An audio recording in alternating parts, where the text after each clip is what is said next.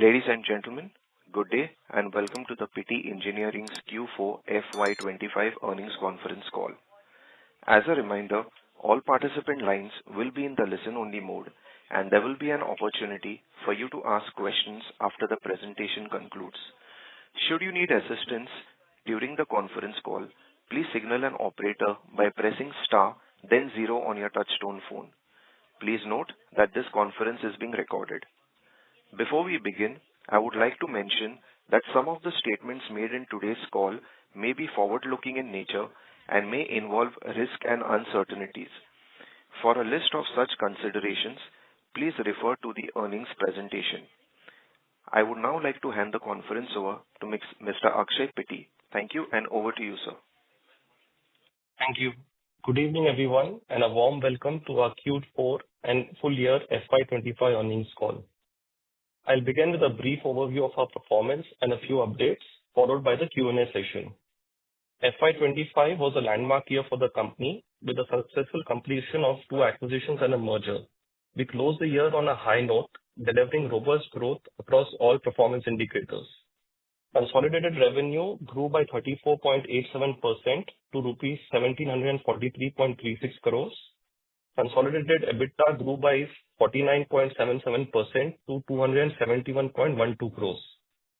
Consolidated PAT was rupees 122.28 crores, higher by 36.32%. Consolidated sales volumes for lamination was up by 49.43% at 63,215 metric tons. For the quarter Q4, consolidated basis revenue was 472.30 crores, a growth of 28%. EBITDA grew by 54% to 80.08 crores. PAT, however, declined by 21.43%, coming in at 36.14 crores. This is mainly on account of the incentive being booked in Q4 of last year, which is not the case in the current year. Sales volumes in the quarter was 17,185 tons, a robust growth of 50.28%. On the operational updates, our major capex cycle is now complete. We have commissioned a new capacity in Aurangabad plant, taking the consolidated sheet metal capacity to 90,000 metric tons. Our machining capacity now stands at 648,000 machine hours, and the combined capacity of our casting facilities is now 18,600 metric tons. On the business outlook, looking ahead, we continue to see demand across key product segments, including railways and both domestic and international. In green energy, wind and hydro continue to remain strong. Pumps is showing a revival in its offtake, and power generation continues to show strong demand. Our machine components business is on track to achieve a revenue of 750 crores in the next 18 to 24 months. As we integrate our recent acquisitions into our operations and consolidate our business, we are focused on reducing our cost and increasing our efficiency. This will help us in improving the overall margin performance. In the backdrop of ongoing geopolitical and international trade uncertainties, we remain cautiously optimistic and are targeting a revenue growth of 15% for FY26. With this, I would like to move to the Q&A session of the call. Thank you, sir. We will now begin with the question and answer session.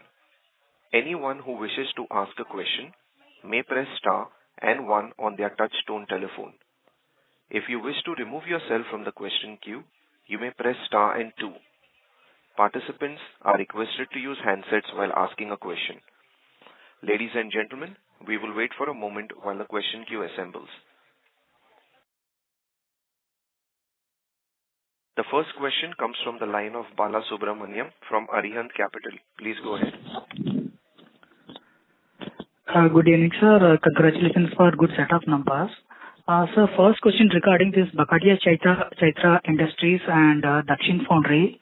So what are the sales and EBITDA numbers and on volumes for these two Bagadia and Dakshin Foundries? For FY25. The sales volume is given in the investor PPT for Bagadia. The sales volume for the full year is 14,075 tons. And in Dakshin, the sales volume is 3,224 crores. Sorry, 3,224 tons. In terms of revenue, I believe Bagadia Chaitra did a revenue of 240 crores and Dakshin did a revenue of 72 crores. And EBITDA numbers, sir? See, in EBITDA, what happens is that we make certain sales to this subsidiary and vice versa. So in elimination of profit, each individual subsidiary, you cannot look at it. You have to always look at it on a consolidated basis. Okay, sir. So any approximately margins are like 5-6%, any approximate margins? Bagadia Chaitra Index margin earlier it's 5.6%. Or is there in the same range or any improvement? On a standalone basis, there might be an increase in its profitability, but again, like I said, you have to look at it consolidated because we sell some of our site-state raw materials to that company. When we consolidate it, it gives you the right perspective on the overall operating performance of the business. Got it, sir. And sir, I'm looking at India and like exports. Our exports is almost 500 crore for FY25. And like out of 500 crore, which are the countries, like if you could share some of the breakups, US, North America, or Europe, like if you could share some of the breakups and how the market dynamics are there. So out of the total exports, about 30 to 35% goes to USA, about 60%, 55 to 60% goes to Mexico, and the remaining goes to various other countries. Got it, sir. Sorry, sir, I'll come back and queue for further questions. Thank you. Thank you. The next question comes from the line of Akshada Deo from Niveshaay. Please go ahead. Yeah, hi. I'm new to the company, so sorry if I'm asking any rudimentary question. But I understand that the 450 crores of estimate was slightly missed this quarter. Was it again regarding the RM cost variation that you mentioned in the last quarter as well? That's why we missed just a little. No, I think that is par for the course. I mean, you can't really predict perfectly where you're going to land. Okay, so like 5% variation is always going to be there in the revenue. No, that is fine. What I want to understand is the trend, because that has been going on for a couple of quarters now. So are you still seeing the volatility even in this quarter and going forward? See, it depends on the product mix. So if you see in terms of volume, we've done exceedingly well. In terms of revenue, it might be slightly lower than what we have expected. But that will always be the case given the product mix. It also depends on how much job work we did, where the customer supplies the material to us and we only do the conversion. At the end of the day, the EBITDA and the absolute sales volume is what matters. Revenue is notional in our company. For example, now the raw material prices are going to rise. We're already seeing a rising trend. So you will see, revenue growth even when volume and EBITDA remains flat. Right. Okay. So are you witnessing the electrical steel disruption as you anticipated that would happen in April onwards? Yes, it's already happening. The raw material prices are up by about 7% in April vis-a-vis January. Okay. And the supply constraints are going to start, or I would say have already started as of this day. The BIS approvals for the Chinese will expire in this week. And after this week, there will be no more imports from the Chinese mills. But additionally, the government has also put safeguard duty of 12.5% on the input of the CRNO producers in India, such as POSCO and China Steel. Okay. So not only that, the imports of finished product will not be available, there will be also cost pressures on the local producers, as their raw materials also have been impacted by this. Okay. So are you expecting a little bit more supply constraint in the industry, so that would be a little more beneficial for the company? Would there be more spot domestic sales that may happen in the next 6 to 9 months? That is the expectation. However, the current inventories at our competitors will take time to deplete, maybe around by middle of May. So any improvements in sales volume, we should start seeing, post-May. But that is the expectation if the current policies are maintained. Okay. Okay. But you mentioned that at least 6 to 9 months it would take for a new supply chain to be established domestically as well. See, even if domestically a new supply chain is established, the input material for that supply chain is not there. And electrical steel cannot be, Right. got in 6 to 8 months. It'll take even longer than that. Right. You have Right. to, start from a steel mill. The only viable option is JSW, and they have a finite capacity. They can't service the entire requirement of the country. They have two mills in their pipeline. One is expected to go online by middle of calendar year 26, and the second one by middle of calendar year 27. Okay. So the cost Okay. pressure Would will they be there, be which the using customers will have to bear. right? This will not, the JSW steel will not go outside. It will be self-consumed. Yes, that is end-to-end manufacturing in India. POSCO and China Steel import their hot rolled coils from their parent companies in their home territories and do the final processing here. And that has been Okay. subjected to these safeguard duties. Okay. Okay. And sir, you mentioned margin increase that is anticipated from when Dakshin Foundry is up to capacity. So on a consolidated level, what would be the margin increase that we can expect post, once a year is completed? So I think, see, today we are somewhere around 16.2% EBITDA margin in Q4. For the full year, obviously, we are not at that level as the integrations were taking place and we had one-time costs related to these acquisitions. Right. I would say that over the next 12 to 18 months, you can see another 75 BPS to a whole percentage point increase in EBITDA margins. That's not only from the enhanced utilization in the Dakshin's capacities, but also on the efficiency side. Like we'll be working on reducing cost, rationalizing our manpower and overhead costs. So we expect that to give us a good boost to our EBITDA margins. And obviously, the volumes are going to go up. Like I said, we are targeting a 10 to 15% revenue growth, maybe about a 10% volume growth. So as the volume grows, our overheads will be spread over a larger base. Okay. Okay. So sir, once you're done with the CapEx and WIP and everything comes live, so post FY27, when things are better utilized, what is the revenue potential that this would give? You can give me a range because I understand pricing is varied, but a ballpark figure. On a constant raw material basis, for FY26, we are targeting 2,000 crores. And in terms of volume, our target would be somewhere around 68,000 tons on a consolidated basis. For FY27, we have a peak capacity of 72,000 tons in terms of a saleable capacity. And at that, we should be at about 21 to 2,200 crores. Okay. Okay. Obviously, looking at the market scenario, how everything pans out, we shall be looking at doing CapEx in the second half of the current year or the first half of FY27. Because we don't want to be restricted to 72,000 tons if the market will support us.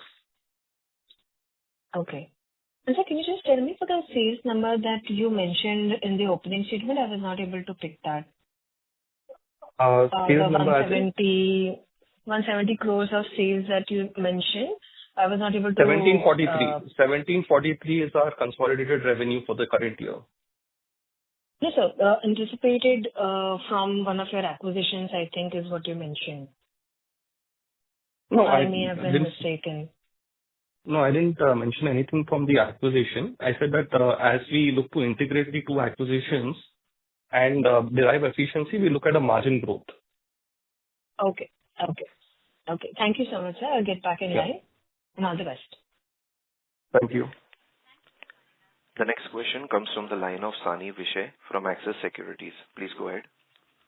Yeah. Hi, sir. Congrats on another set of good results. So, continuing on the question from the earlier participant, as you said, EBITDA and volumes are more relevant for us. So, if the sales increase in coming period is due to increase in raw material prices, wouldn't that impact the margin? So, do you still think that we will be able to improve the margin? So, see, what we are looking at is about a 5% inflation due to the raw material increases. However, there'll be a 10% volume growth in lamination. Plus, in addition to that, there is significant growth in machine components, as well as the efficiency that we are deriving. So what we estimate is that at a 2,000 crore level of sales, I'm taking the current quarter's raw material prices as my baseline. We should be looking at a 16.5 to 17% EBITDA margin for the current fiscal. And that should improve again next year, provided the raw material prices again at current quarter prices. Obviously, if this raw material hardens further, our sales number is going to go up and EBITDA will go down. Understood. Very clear, sir. And do we expect that this disruption will somehow impact our volumes? Because if there is a shortage, how do we plan to manage that? See, it's not going to be a question about shortage. There will be a slight shortage. What 100,000 tons used to come from China, or 150,000. That will have to be, bought from again POSCO, China Steel, or JSW within India. The point over here is on the cost. Not only has the material from China stopped, a safeguard duty has been applied on our two suppliers, POSCO and China Steel namely, who bring their import materials from their home countries, Taiwan and Korea. So the cost pressures will be there in the market. It all depends on how easily the motor manufacturers are able to pass this on to their clients. Understood. Okay, and the other point we had mentioned in the last quarter that there was some disruption due to the Bharat 6 norms. So Yes. do we think those are settling down in this quarter, or do you think there will be some pain in this quarter as well?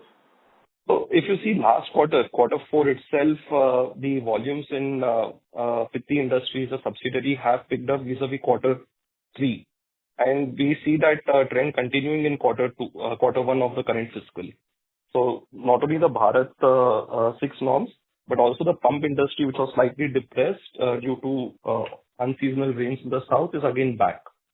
So we see a strong volume growth in PIPL. Oh. Finally, a bookkeeping question. So what are our expectations of target on debt level, and would the current quarter's finance cost fair run rate to assume going ahead? See, as we go through the year, obviously we'll have accumulated profits, and those will go towards reducing our net debt. There are no major capex commitments. So I think this is the peak finance cost that you can factor in. After this, you should be seeing gradual reduction. Oh, super. Thank you, sir. Thank you. Thank you. The next question comes from the line of Harsh Vora from DR Choksi Finserv Private Limited. Please go ahead. Yes, sir. Am I audible? Yes. Yeah. Hi, sir. Good afternoon. I would just like to know the current total capacity of castings and where does the components business stand today in terms of size?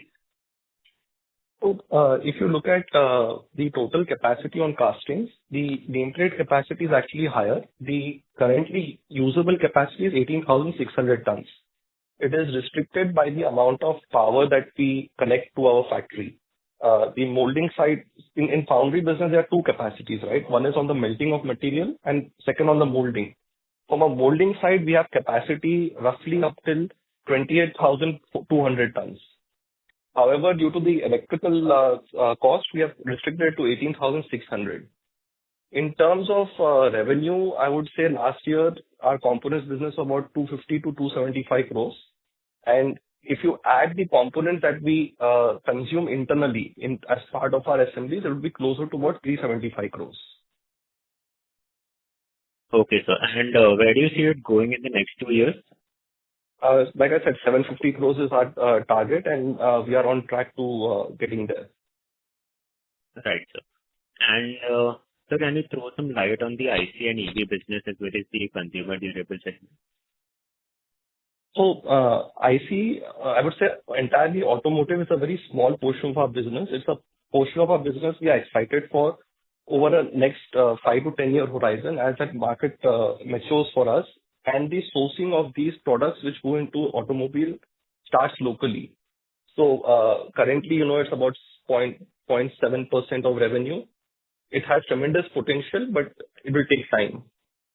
Consumer durables, I would say the same thing. It's a very low margin business for us. So we do it, I would say selectively. We only do it clients such as Atomberg today, where the margins are better because their product is a premium product. So as again, the localization of these consumer goods, especially in the premium sector, starts in India, I would say that our business volumes in those two segments will rise. Right, sir. And I hope the wind energy continues to do well. Any progress on the pumped hydro project? Yeah, so pumped hydro is a product that we've been doing, if I remember correctly, for the last 2.5 years. And yes, it's going on well, both for domestic as well as export requirements. It's doing quite well. On the wind energy side, the export market on wind is slightly slow over the last few quarters. However, it has been more than compensated by the buoyancy in the Indian market for wind products. Right, sir. Thank you, sir. That's it from my side. Thank you. The next question comes from the line of Sanjeev Zarpade from Antique Stock. Please go ahead.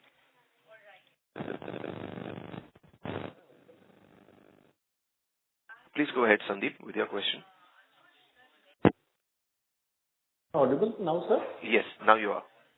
Yeah, sir. I just wanted to understand what are the new clients that we have onboarded over the last 3 months. So I don't think we have onboarded any client in the last 3 months. Okay. And if you could tell something about the European market as well, and any new segments that we have kind of seeded for our company in terms of revenue. In terms of renewables, in terms of revenue, sir. In revenue. So see, the European market on a consolidated basis should be a 40 to 50 crore worth of revenue business for us today. We see this rising over the next 2 years.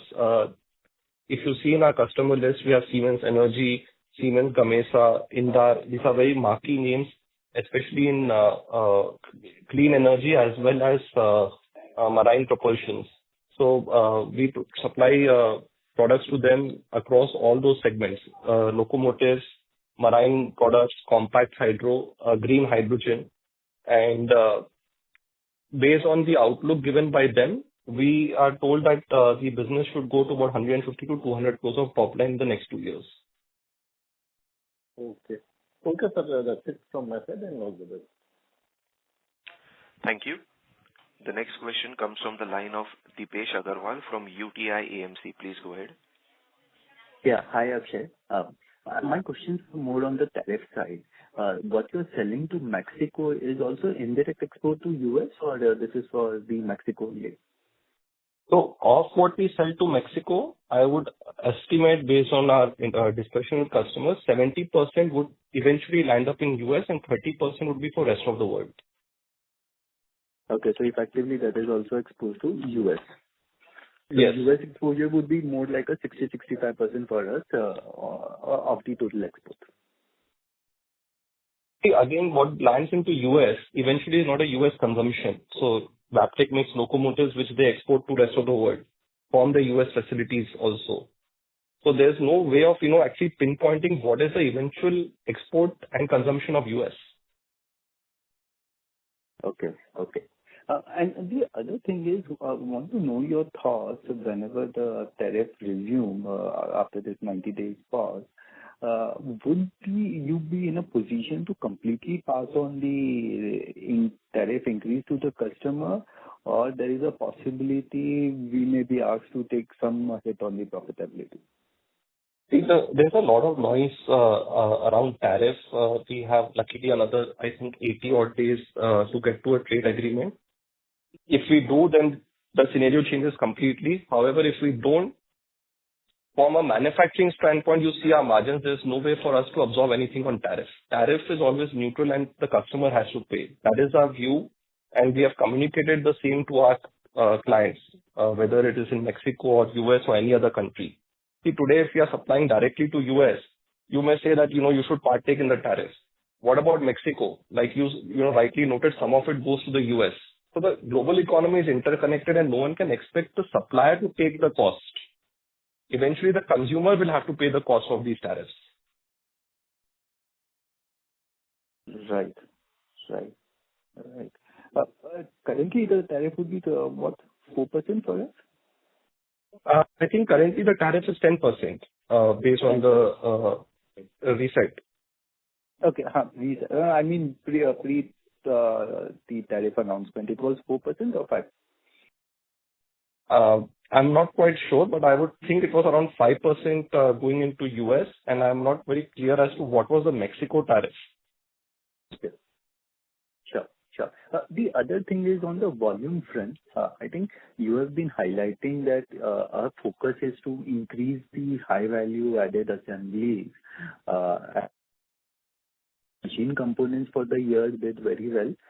High value added assembly volume was up just 3%, whereas loose lamination volume was up almost like 26-27% for the year. Anything to read into this? So I would say this is because of the acquisition of Pitti Industries. If you see, most of their sales volume is in the loose and low value added parts. And if you then go down, the high value added is one part. Further from the high value added, the integrated stator frame and rotor shaft assemblies are up by about 12%.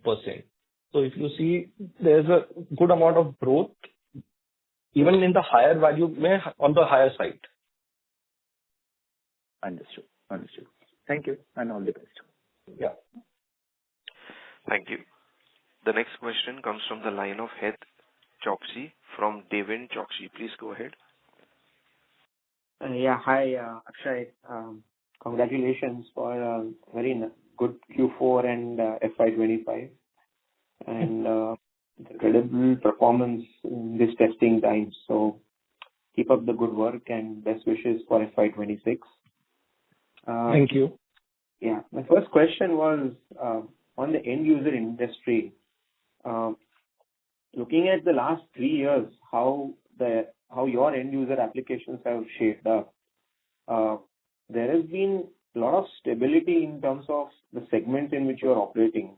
But with the new acquisitions which you have done, how would you see the end user industry as a percentage of the total shape up in the next year and maybe in the next 2 years or 3 years?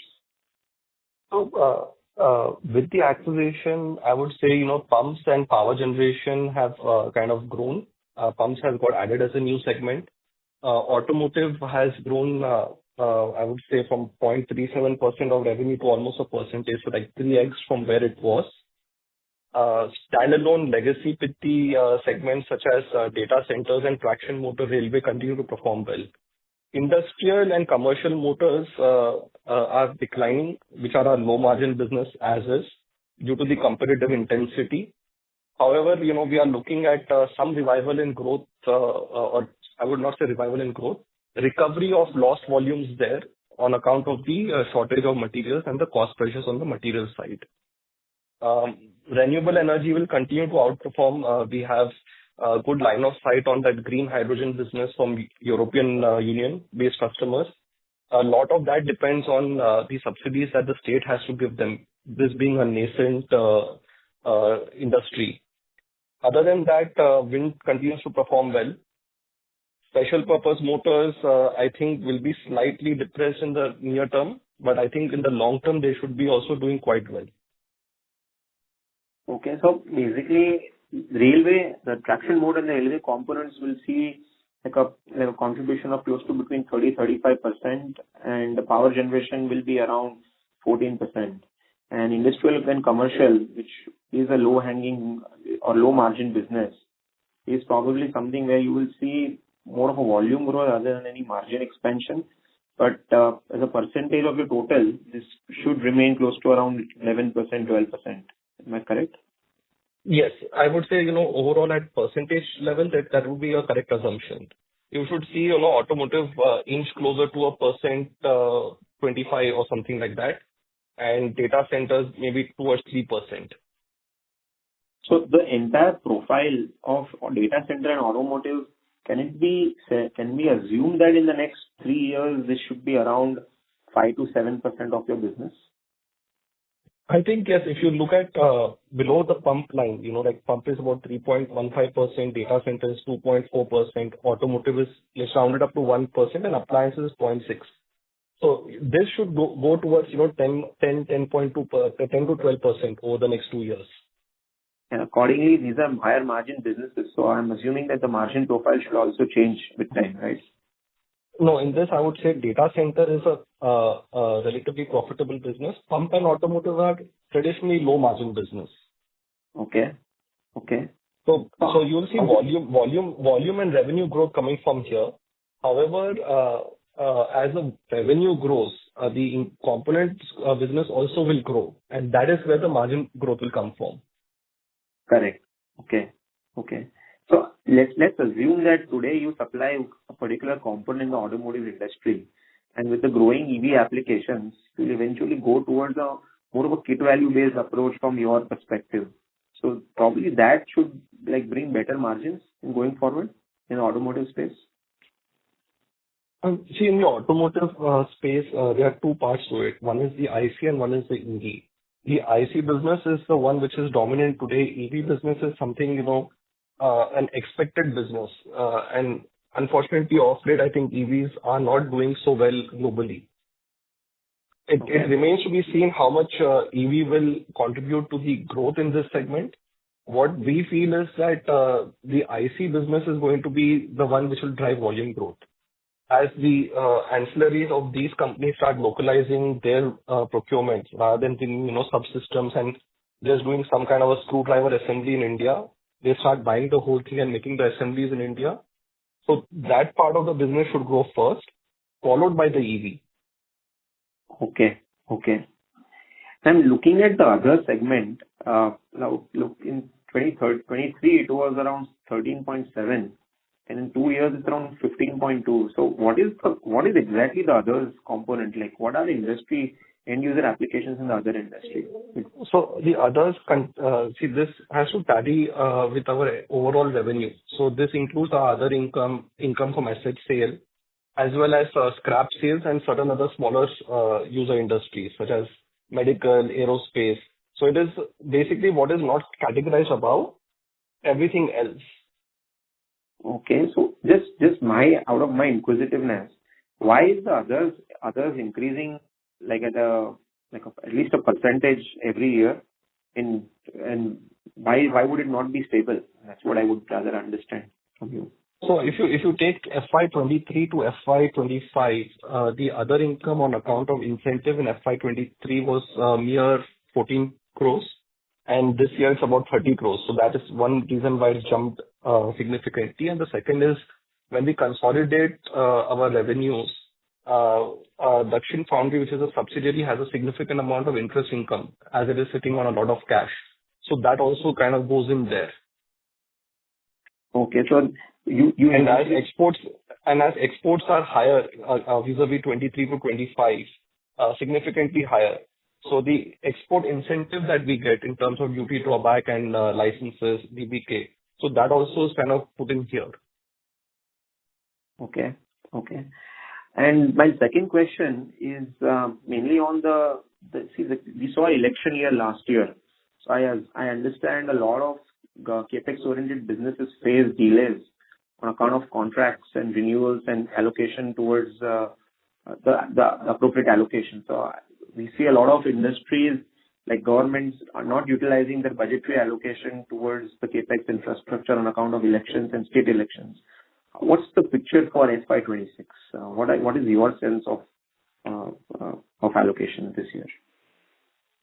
Luckily, we are not very dependent on government capex per se. A lot of this is basically private capex, what we do. The only place where we are kind of dependent on government is the Indian content of our railway business. Okay. And that is very small, and that's continuing at the same rate as last year. We don't see huge growth there. Okay. But as I understand, the Vande Bharat train sets getting manufactured in India and you being supplying to MEIL and BHEL, what is your sense on that? I mean, that should increase with time, right? I think if you see the overall order book at those customers, it's not grown. I don't think there are new tendering that is taking place on Vande Bharat. And whatever order backlogs they have to complete those. So if and when a new tender does come, it will mean again volume growth for us. As of now, we don't have any line of sight on any of those. Other than that, if you look at the locomotives that Indian Railways makes in Banaras or Chittaranjan, they are more or less flat. And the private companies which make locomotives in India, such as Siemens, Alstom or Wabtec, they have a fixed yearly contract over multiple years. So I actually am not able to see significant volume growth. Stable volumes, yes. Significant volume growth to be seen. Okay, so significant volume growth to be seen in the power railway component business, but definitely seen in industries like power generation and renewable energy and data centers, correct? Yeah, so data center, power generation, renewable, we are seeing significant volume growth. Okay. And just the last question, what would be the percentage of Indian business to have overall in the end user industry? Like, see, if your traction motor and railway components is 33.9%, what is the percentage of the Indian business out of that, if I can rightly understand? So, total traction motor and railway components business was roughly about 600 crores. Out of that, about 200 crores was domestic and 400 crores was export. Okay.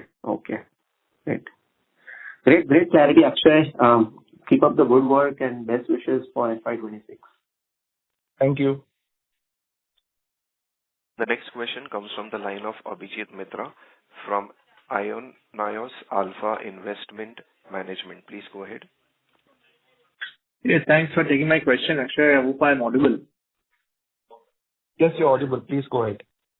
Yeah. So firstly, just to understand the margin guidance, the 16.5 to 17% is X of other income, right? You don't include other income into that 16.5 to 17%.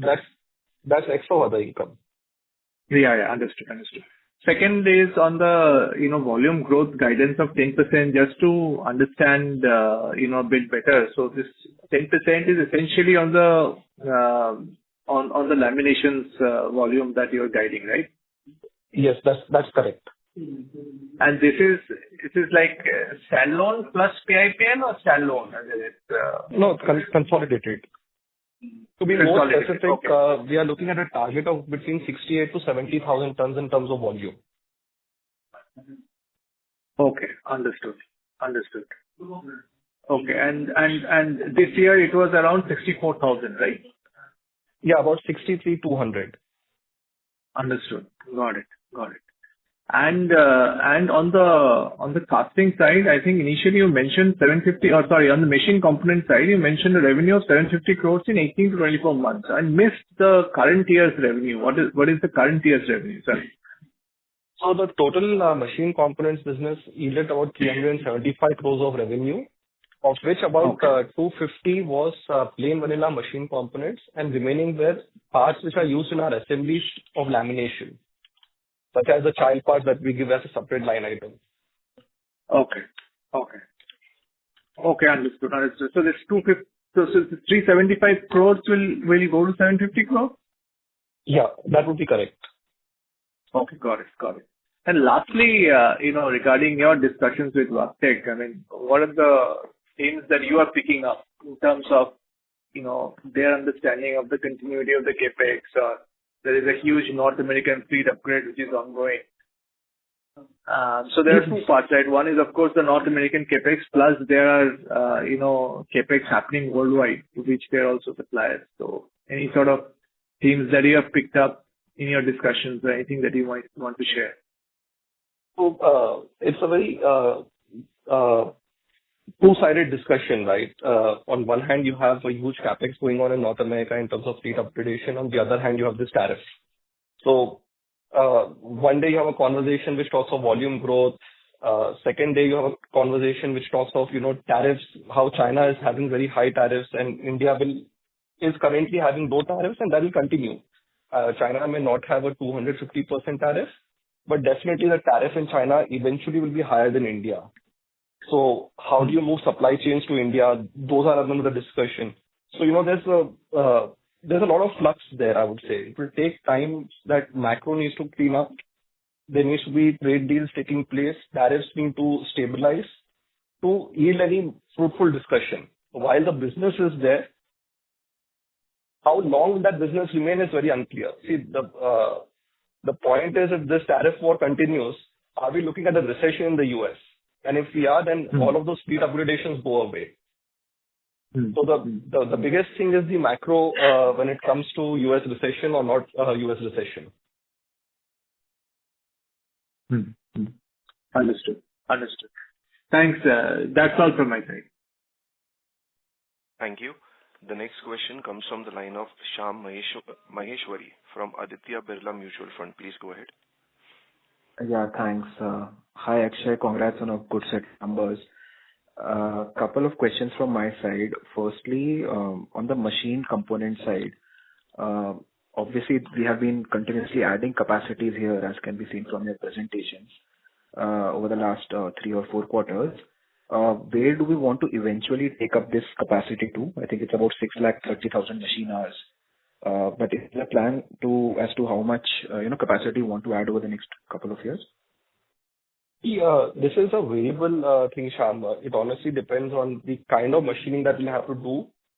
We have the spare casting capacity. So as we develop the component, we add complementary machining capacity. There's no 1:1 when it comes to machine hour is to a casting tonnage.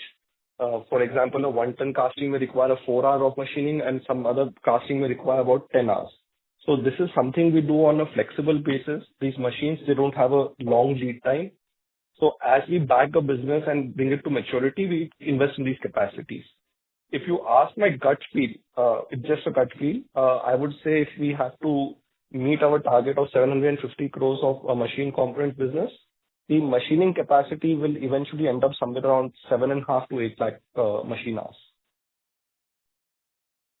Interesting. And how much capex would that entail to increase it by another 1 lakh, 1.5 lakhs?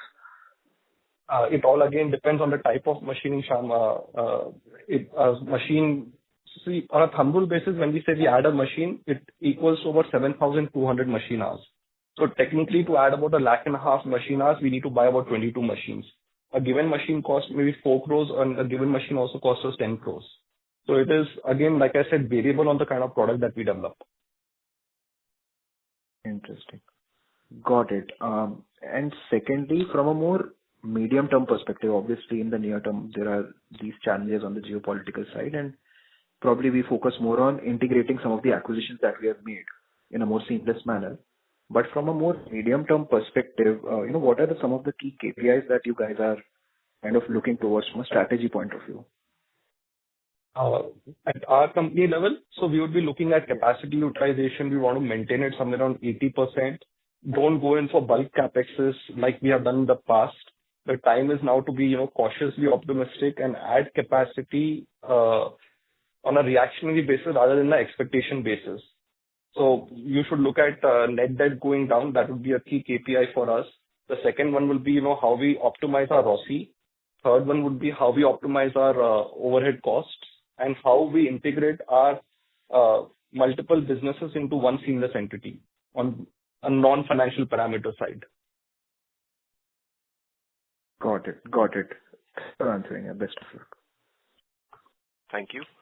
The next question comes from the line of Darshan Jhaveri from Crown Capital. Please go ahead. Hello. Please go ahead, Darshan. Yeah, hi. Firstly, congratulations on a great set of results, sir. So just wanted to, ask a bit of a small clarification. We are saying around 2,000 crores of revenue that we can, do maybe this year on a constant raw material basis. So that would be for a standalone or consolidated business we are speaking about, sir? Consolidated revenue on Q1 raw material cost. Okay. No, fair enough, sir. And so then, for FY27, because we are saying that capacity would be near full utilization, So the growth will not be that much because we are saying about 21,200 crores. So the CapEx plan, have we finalized anything, sir, right now? Like we are saying H2, if you want to do a CapEx and some plans, any plans, what expansion we want to get into, or, what are the areas that we are looking at, sir? So see, there won't be any major CapEx cycles anymore. We have enough facilities in terms of land and building infrastructure in Aurangabad and Hyderabad and Bangalore. What we will be doing is adding just equipment. So this will have a very short lead time, 4 to 6 months to, bring in machines and commission them. So looking at how the current year is shaping up, maybe by H2, or looking at 27, we shall do in H1 of 27 some CapExes. We'll be doing it tactically to meet our customer requirements rather than commit capital upfront today, given the overall uncertainties in the world. Oh, okay. That's a very smart approach, sir. That's helpful. And for the components business that we are speaking about, so we want to essentially, kind of double it. So what's the timeline for that, sir, that we are speaking about? In 2 years from now. Okay. Okay. Fair enough, sir. Yeah. And so just the margins, sir, so just from an understanding of someone who's not in the industry, so how much does the RM price increase impact our margins? Like in terms of percentage, I understand because higher amount of, the raw material price will increase the sales number, but what's the corresponding EBITDA increase that happens, or, how will it impact the margins, sir? So our margins are unaffected in absolute terms. On a percentage term, it's just that inflation causes your margins to look lesser, or deflation causes your margin to look better.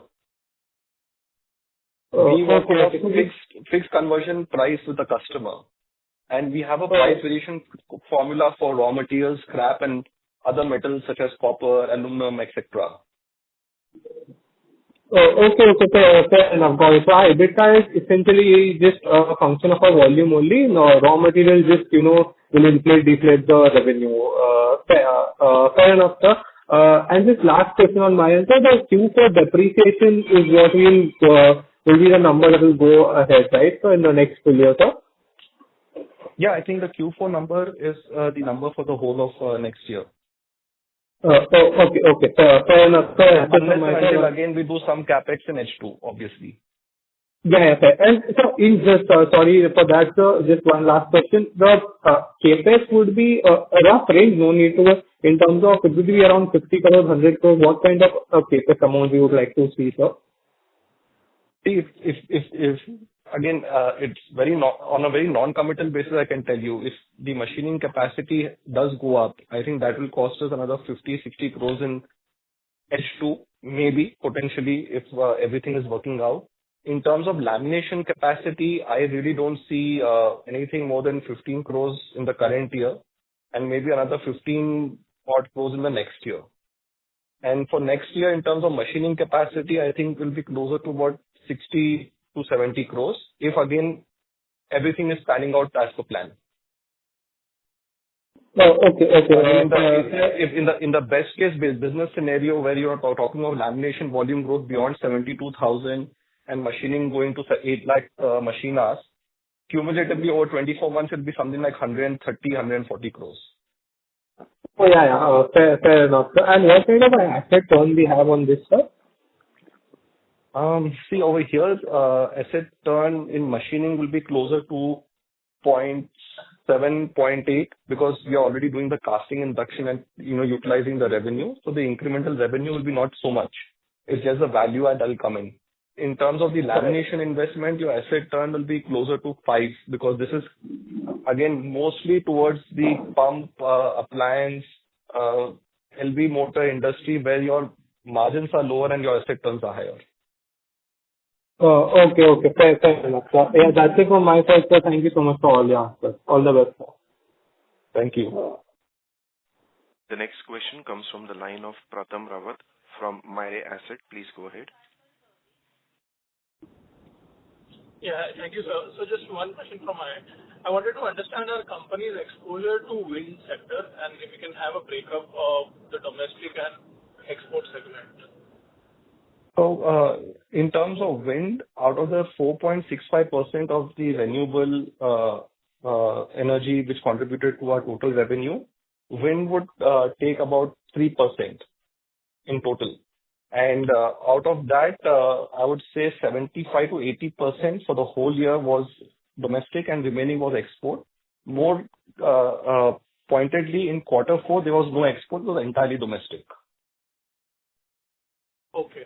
So do you see this trend increasing because there was talks of this new MNRE norms where, they are implicating more domestic usage of the raw materials? So, the wind power generator, that is where our components go in the wind power business of our customers.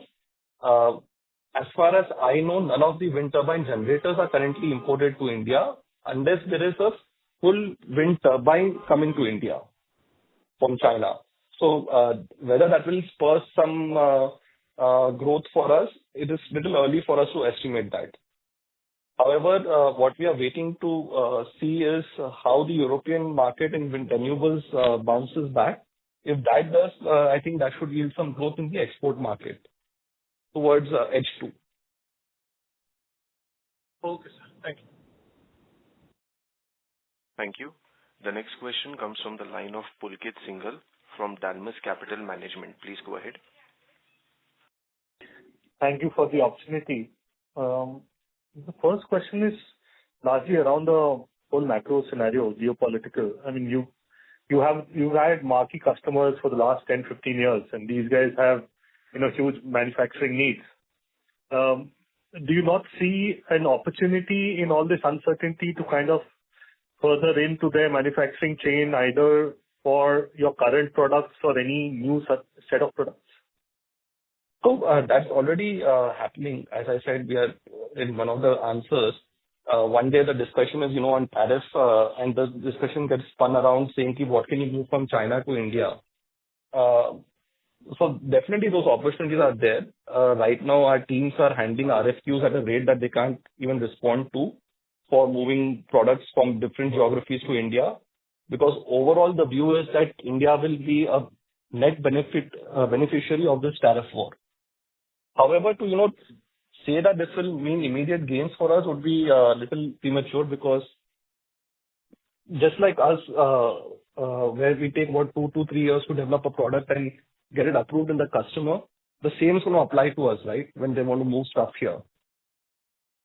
So I would say there's a lot of uncertainty as to whether the customer wants to move something. There's going to be no third term of Trump. So what happens after Trump goes to tariff? So we are also, cautious, Pulkit, in seeing, to take only those businesses that without the tariff being a factor, will be competitive eventually globally. We don't want to take on business today only on account of tariff arbitrage. Right. I mean, there would be certain business just purely because of diversifying the supply chain as well, right? I mean, irrespective of tariffs, people realizing they cannot rely on one country either ways to a large extent. So I'm thinking, is that really, because when you're saying that RFQs have increased, I'm presuming that means people are taking a decision in some ways. Yeah. Or is that a wrong interpretation? They are taking a decision, and we are excited only about those RFQs where we feel that fundamentally we are a better cost and quality supplier than our nearest competitor in a different geography. Now, when it comes to diversification, yes, if someone wants to bring us as a second source where pre-tariff we are slightly expensive, we are happy to get into that supply chain without great expectations going forward. So we are trying to focus ourselves on where we are, where is more competitive, and address those, and thereafter move to something where will be, say, L2 instead of L1, pre-tariff. Yeah.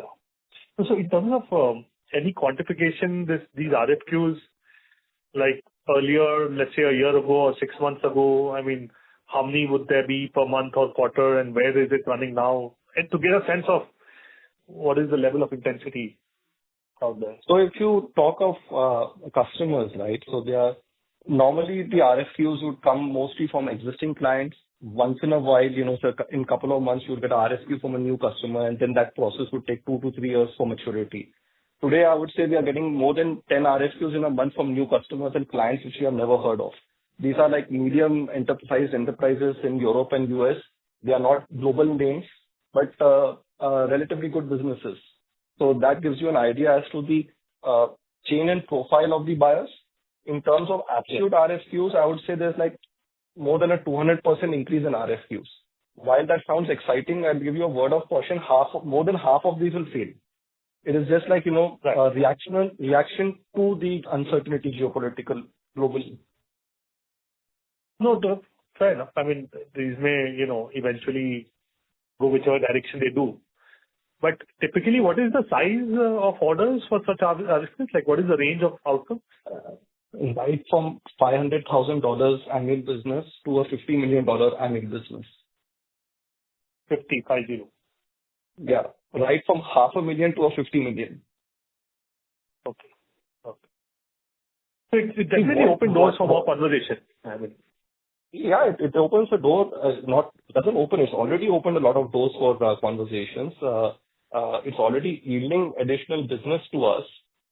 My concern is it has to be sustainable post-tariff world.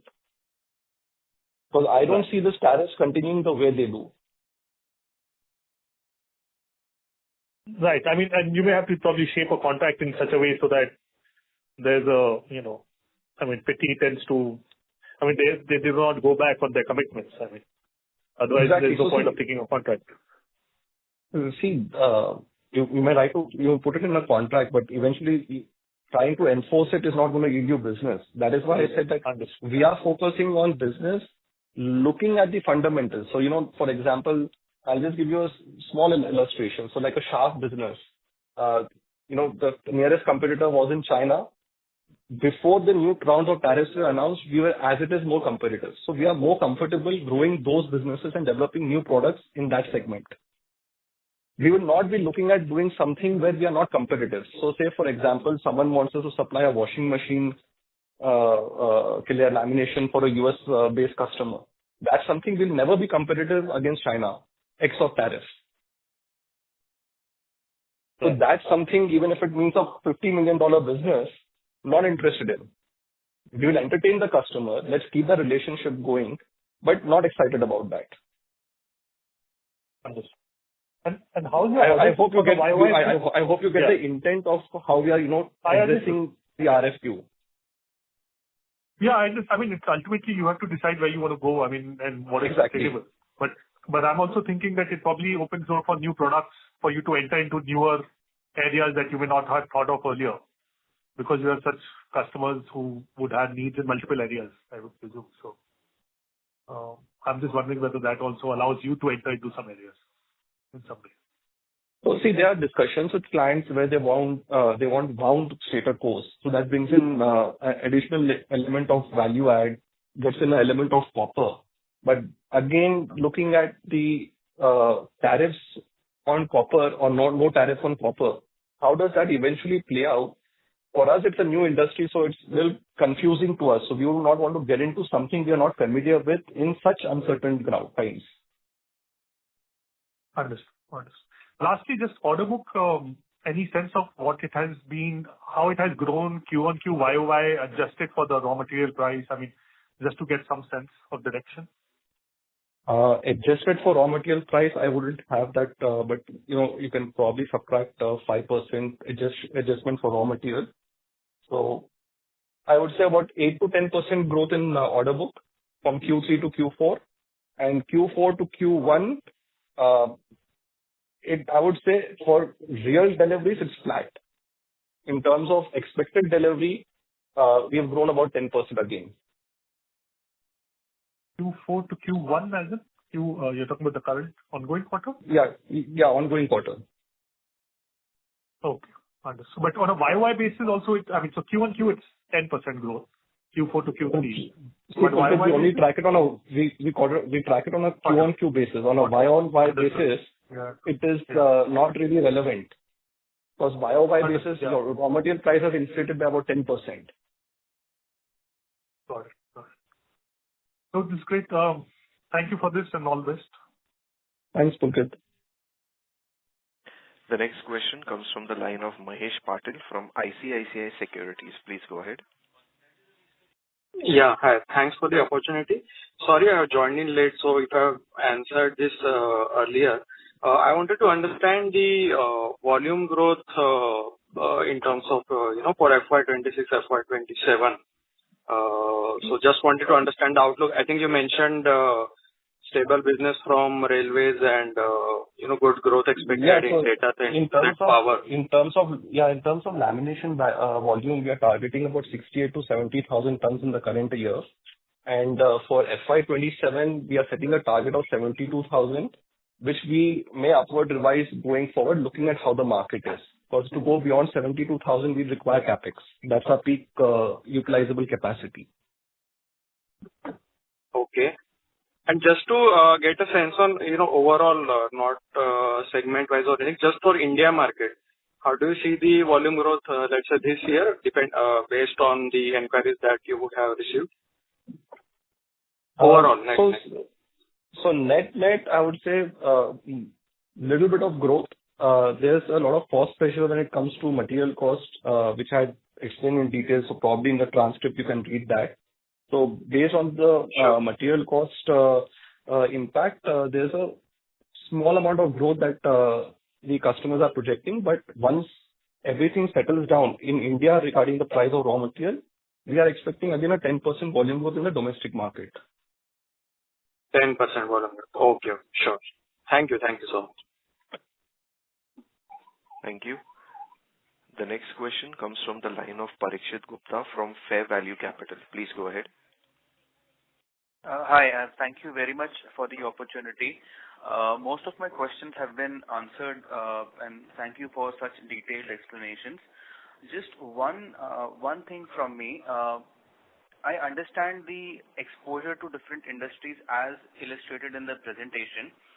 But if we look at competition, there are many players who are increasing their share of business to new sectors, growth sectors such as defense and aerospace.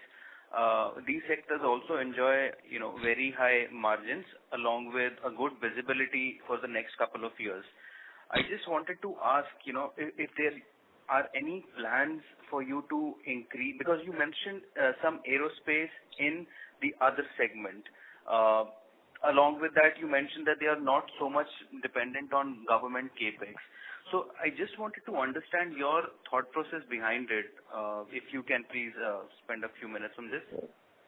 So if you take defense industry, first and foremost, the core product of the company, which is lamination, which are required.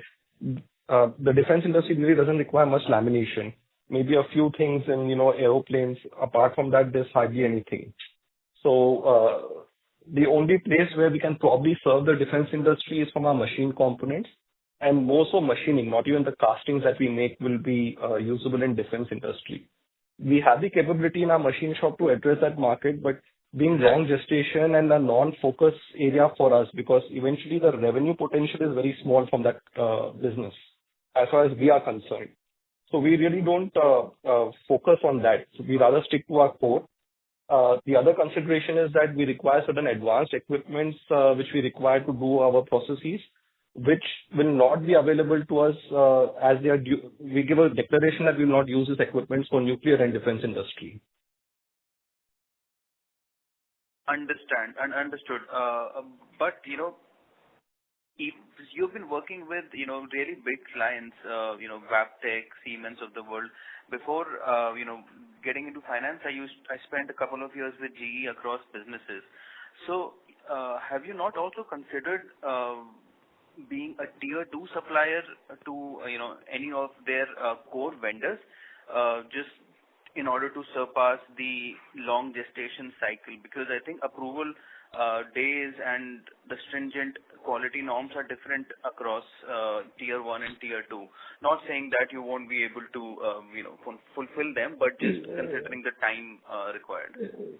See, if you have to put in that effort, we would do it sometime down the road, and that would not be for defense. I think civilian aviation would be far more profitable and in terms of revenue potential higher than the defense play. Absolutely. Is there? So there's, turbines, aviation turbines are being localized in India increasingly. So there will be potential for, getting into those, that side of the business. Understood. Do you have any of such plan on the on the whiteboard, or is it something still?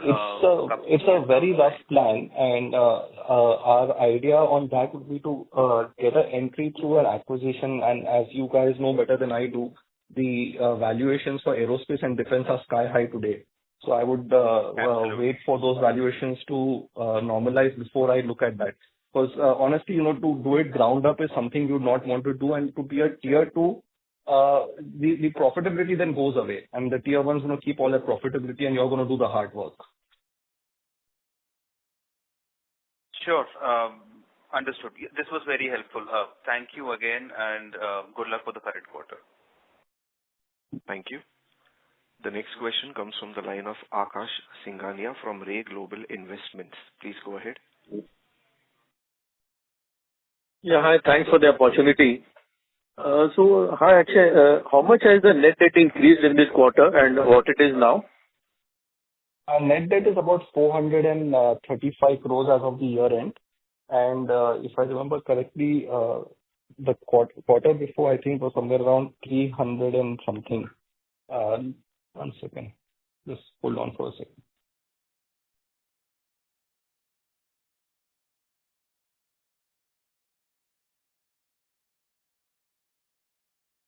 It's 435 for the current quarter. I can't find the last quarter number.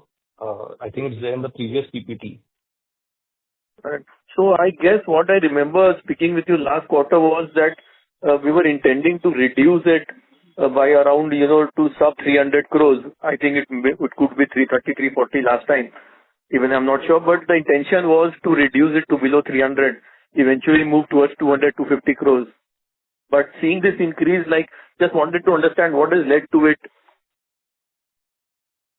If you look at last quarter, actually, I got the number. It's about 435. And this time also it's about 437. So it's more or less flattish. The reduction will come in the current year as we stop our capex cycle and take a pause. So whatever is the cash accruals, we should be looking to retain the company towards net debt reduction in the current year. Okay. So by the end of the year, can we look forward to something like a 20% reduction, or is it too much? See, if our capex plan, which I just mentioned sometime earlier, about 50 odd crores for machine shop and about 15 to 20 crores for lamination. Despite that, I think you should look at 100 to 120 crore reduction in net debt at the barest minimum. Okay. Okay. I think that's nice. That's all from my side. Thank you. Thank you. Yeah. The next question comes from the line of Dharmil Shah from Dalmus Capital Management. Please go ahead. Hi. Congratulations on the numbers. I would like to continue on the one of the participants' line of questioning on the traction motor segment. We looked at Webtech's commentary in the last quarter. They were not, the guidance was quite low on the component business for locomotives. Is there any disconnect because for traction motor segment has been growing at 25-30% for us for last 3 years. Do you see this? I'm not able to understand. You're saying Webtech's guidance was lower, or you're saying my guidance was lower? Webtech's guidance was lower, and in general, locomotive delivery in US is expected to be lower than what it was in last 2 to 3 years. See, Webtech is not a US only based company. They have business which they supply in Brazil, they supply in Kazakhstan. So it's again going to their own press releases. They have one significant amount of business in Brazil and Kazakhstan. And those are more than offsetting those potential losses in terms of deliveries in the North American market. Got it. So you expect to see 25 to 30% growth in that. And in addition to that, just one more further clarification. When Wabtec talks of locomotive delivery, that's a new locomotive delivery. They also have a program for doing modifications and upgradations, where they bring in the current locomotive and completely overhaul it, fit in new motors, components, etc. So the mods business continues to be very strong at their end. Okay, I'll check, but I think what I recollect is they mentioned lower single digit for both newer deliveries as well as the mod requirements.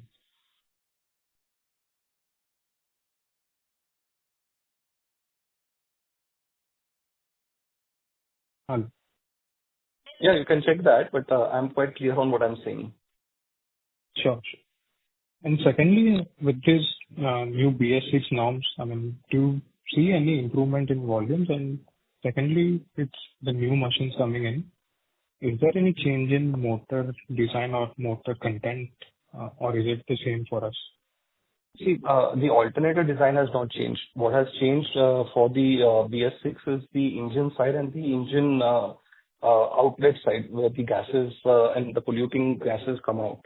So that adoption at one of our customers was slow. The other customer was fast. So the customer which was slow has now caught up, and we are seeing those volumes return to normal. Okay, so volumes have come back to normal for this segment. Is this what you are saying? Yeah. Understood. Lastly, what would be the operating profits for Bagadia and Dakshin in the standalone businesses? Just wanted to check whether, I mean, there are synergy benefits playing out or not. In terms of account, I'll give you the number. I think my team will just pull it out while that happens.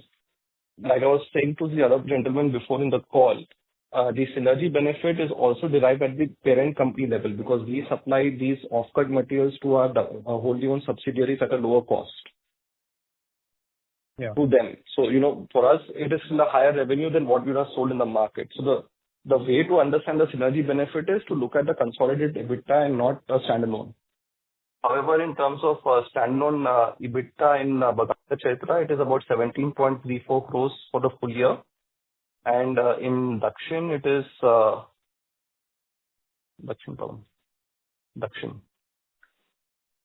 Dakshin is 12.50 crores.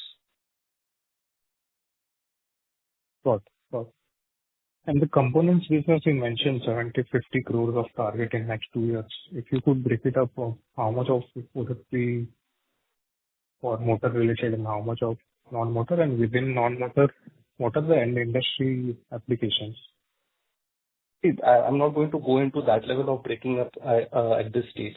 Let things materialize. There are more discussions than the guidance I've given you. And as you know, there'll be a fallout in the overall business that we're developing. So we factor that in when we give our guidance. Got. Yeah, that's it from my side. And yeah, thank you. Thank you. The next question comes from the line of Nisar Parikh from Native Capital. Please go ahead. Yeah, hi. Thanks for taking the question. Most of my questions have been answered. I just wanted to understand that, as the growth that we have seen, obviously till now, last 2 years, has obviously been very strong.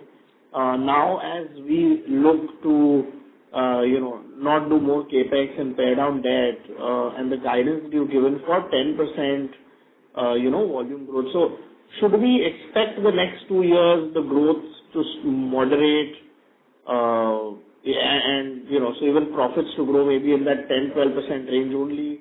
How should we think about it? The thing that we are looking at internally is not to chase just volume growth, but to bring in efficiency and pivot our product mix to a more profitable eventual product mix between machining, casting, lamination, assemblies. So the volume growth will be slow, but your margin growth will be higher. Like I've said before, we should be looking at a percentage point increase in EBITDA margin over the next 18 months. For the FY26, we are looking between 16.5% to 17% EBITDA margin. And as we, don't do CapEx and conserve cash, our net debts go down. So your flow through to your PAT should be much higher going forward. While the revenue may grow 10, 12%, maybe around that level, your net margin should grow at maybe 15 to 20%, Right. if not And slightly higher. EBITDA per ton this year? So, see, again, I'll give you the number, but again, it will have no relevance because as you understand, there's duction, there's Pitti casting wash, there's a significant amount of machine components. You can, quite easily arrive the EBITDA per ton, 271 crores divided by 63,200 tons. So it's about 42,800 tons, 42,800 rupees per ton on a consol basis. Right. No, that I computed. What I meant was if you, look at your earlier just standalone laminations business, excluding your subsidiaries, machine, Earlier also in the standalone business, we bought the castings from Pitti Castings and we machined and sold it. Right. Not all of it, but a significant portion of it, roughly half of those. Right. Okay, understood. And I needed just one data keeping kind of a question. On page 15 of your presentation, where you give the sales breakup by volume, right? And you mentioned you've done some 62,000 tons of volume this year. So what elements of those do you actually consider when you are, giving us that number of 62? So you take the first 5 line items, loose laminations, all the way through child parts. So this is all the lamination and the assembly breakup. Right. And then you just add the PIPL sales volume. Okay. So that will give you the overall lamination breakup. As for the casting breakup, you add the machine components, raw castings and stator frames, as well as the DFPL volume. So that is a total machining or casting sales. Right. And do you, in your revenue, is it possible for you to kind of, break up what percentage is lamination versus machined and casting? It is slightly complicated. As you can see, the stator frame core drops, these are a machine component which is going into a lamination assembly. And so are shafts. So it gets very tricky when you try to do that. You have to then do it at some internal cost movement from one location to the other. So we actually don't look at it in that way yet. Okay. Because if you do, because that will help, because it helps to compare versus earlier also, and secondly, it just gives a better understanding because your capacities and volumes, etc., are obviously different for. So if you take the revenue for machine components, it's about 375, like I mentioned. Yeah. Including the assemblies that go into the laminations. But we don't split it and then look at it differently in our financials. For us, it's an integrated reporting. Okay, got it. It is just by end use. One product is going into, say, motors and generators, and one is not. Right. Understood. When it comes to machining. Last question. I think there was you answered to some earlier participant, but your idea was that you wanted to do more of high value add assemblies and things like that. The growth for that, we've not really grown that. If we look at versus FY23 is actually down. Earlier the target was that we wanted to actually grow high value add assemblies because that is high margin. So what is the reason why we are not able to grow there? And is there something that we can do to because that will also help improve margins? We've grown across that board, if you see. We've grown in every one of them. Maybe the growth in the specific high-value-added assemblies is only looking at 2.94%. If you look at the stator frame, rotor shaft, if you look at child part, shafts, etc., the volume growth is significant there.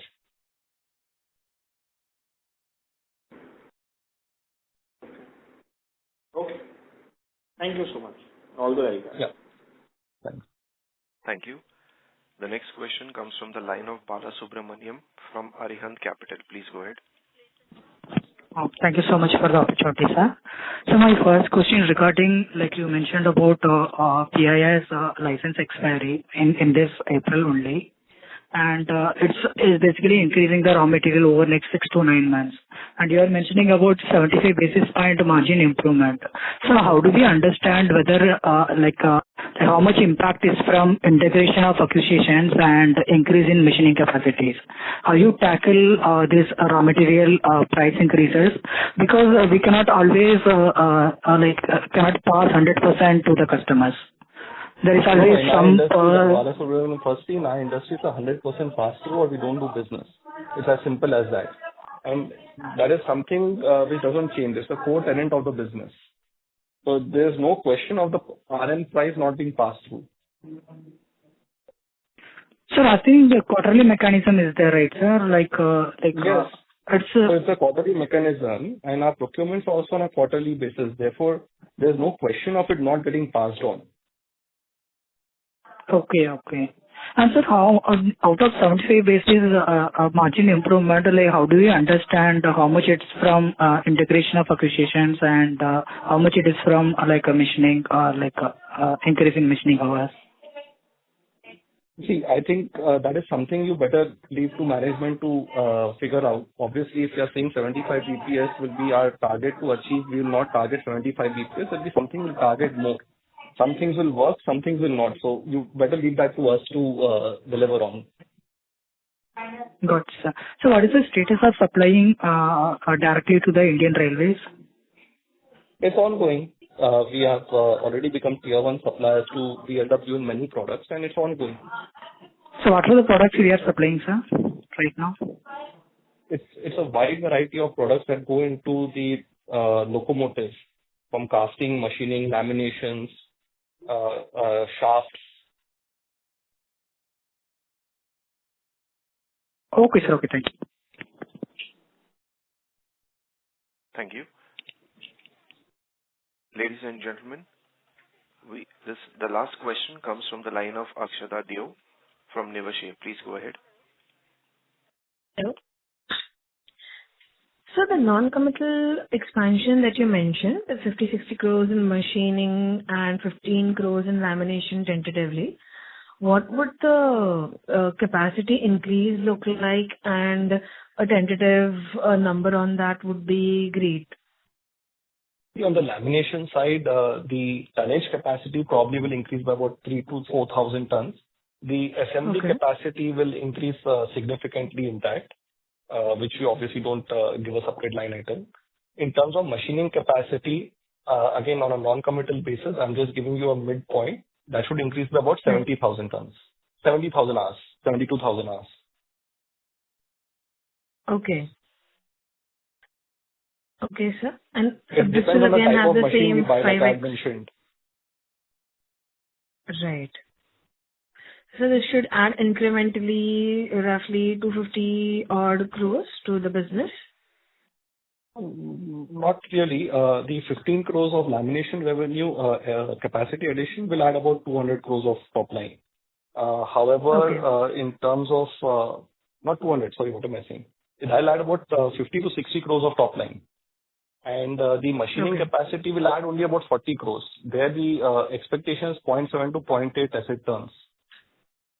Okay. It's not 5. See, what we are doing as raw castings in PEL and the Dakshin foundries, which is roughly about 5,700 tons, that will move into machine components. Okay. So the Got it. the revenue for the base is already there. It's only the incremental value add that will move to revenue. Okay. So we can expect just another 100 crores or so of incremental revenue, probably, if, non-committal. Incremental revenue potential for the 60 or 65 crores of capex, yes. Yeah. Okay. Okay. Thank you so much.